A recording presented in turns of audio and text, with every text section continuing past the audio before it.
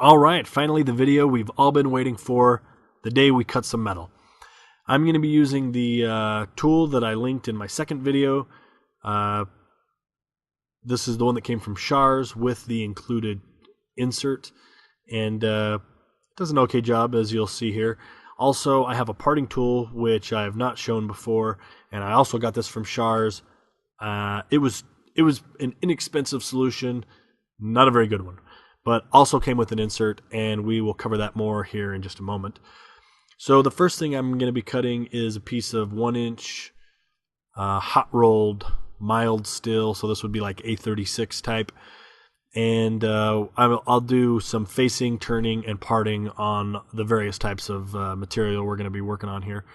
And I just, I painted that front with a black marker just to kind of show you how it cuts. In case you couldn't figure it out. Anyway, it leaves a terrible finish, and I'm not sure if that is because it's hot rolled steel, which I think is part of the reason, or it's because I don't know what I'm doing, which I think is most of the reason, or because this is the wrong insert, which I think is also probably part of the reason. So all in all, I'm pretty amazed that this works even a little bit. You can see on my first pass, we're definitely not getting through the rust layer. So this material actually measures about 1 inch and 20 thousandths from where I've measured it in a couple of places. I got it dirt cheap. I think I got, like 9 feet for $12. So that's the nice thing about hot rolled, and cold rolled doesn't really cost much more. But it's a nightmare to work with. It's almost like trying to cut butter with a chisel. The metal just doesn't want to come off. It's almost gummy. Now I take 10 thousandths passes, but you can see here on my finishing pass at 5 thousandths, I actually get a pretty decent finish. Now for the parting, what I found out is the more aggressive, or the faster I feed in rather, the better it works. When I first started to try to part steel, I was getting a lot of chatter and just awful squealing. It still squeals quite a bit, but just really bad. And the more aggressive I would become, the less it would chatter and squeal. So you can't just jab it in there, of course, but once you get it started, you can feed in pretty fast. Now, some of that's probably because it's a cheap insert, or a cheap tool.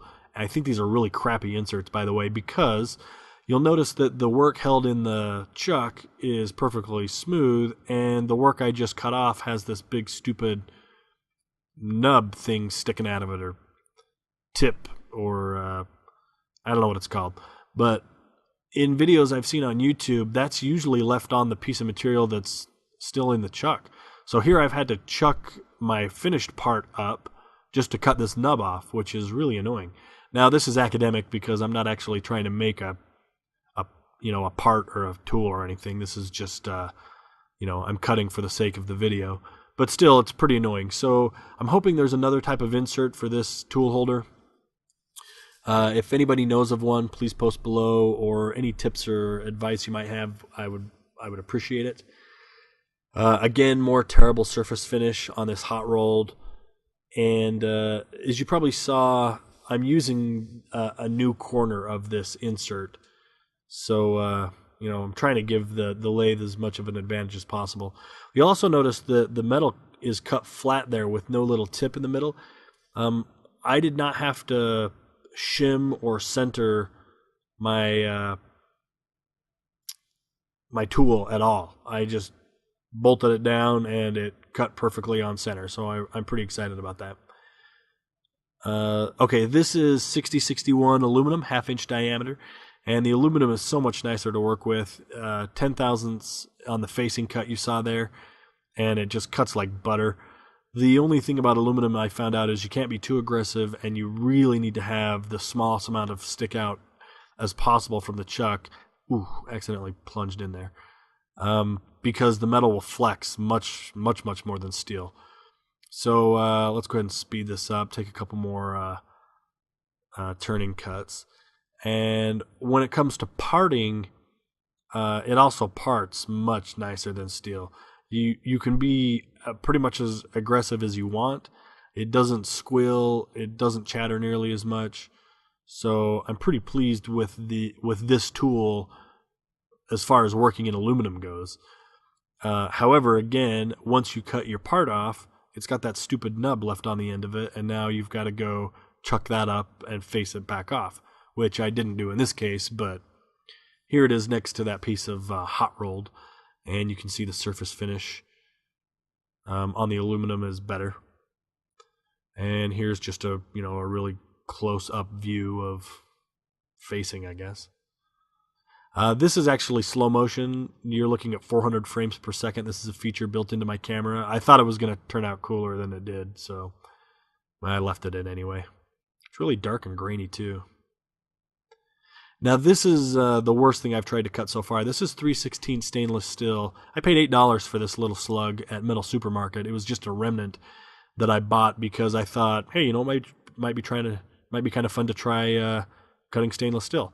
It is not fun, and it ruined my bit.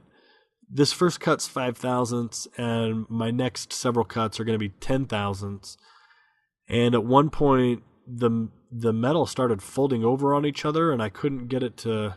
Here, we'll speed this up. I couldn't get it to cut all the way.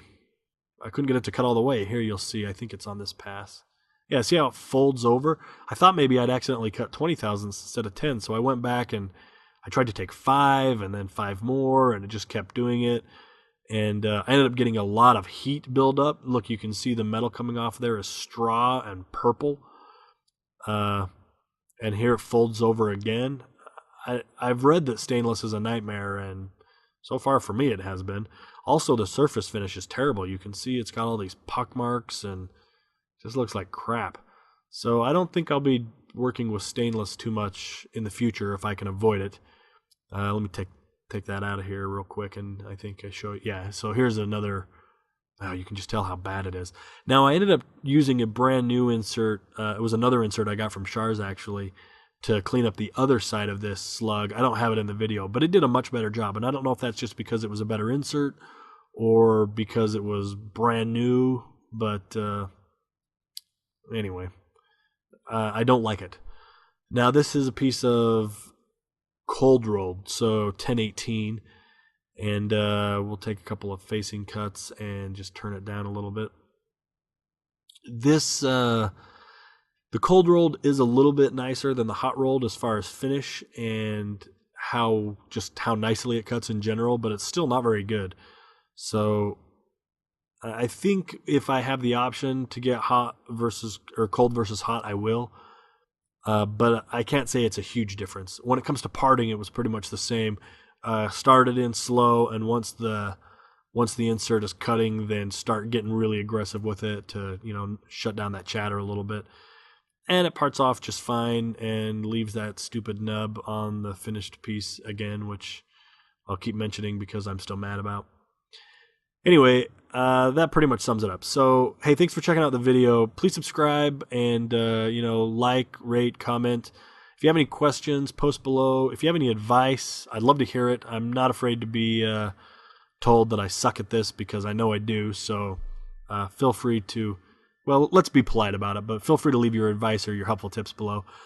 Also, real quick, I want to show you the, okay, so there's the finished piece I just cut off, but the tool that I used to cut that stainless, you can see, I mean, all the cuts that were made on that tip were done in this video. You've seen them all, and that insert's already smoked. So anyway, hopefully this was less boring than the 5 previous videos. I got more to come, so stay tuned. And yeah, thanks for checking this one out, guys.